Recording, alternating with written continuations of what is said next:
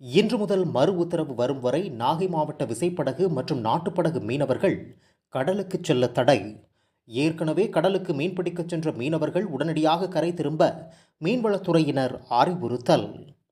வங்கக்கடல் பகுதியில் காற்றின் வேகம் 45 முதல் 55 வரை வீசக்கூடும் என்பதால் மறு அறிவிப்பு வரும் வரை நாகை மாவட்டத்தைச் சேர்ந்த மீனவர்கள் யாரும் கடலுக்கு மீன்பிடிக்கச் செல்ல வேண்டாம் என நாகை மாவட்ட மீன்வளத்துறை அறிவித்துள்ளது.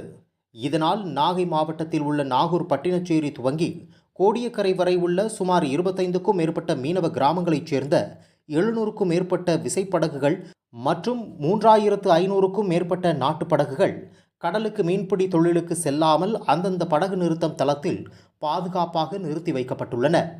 ஏற்கனவே கடலுக்கு சென்ற விசைப்படகுகள் உடனடியாக கரை திரும்ப வேண்டும் எனவும் மீன்வளத்துறை அறிவிப்பு விடுத்துள்ளது.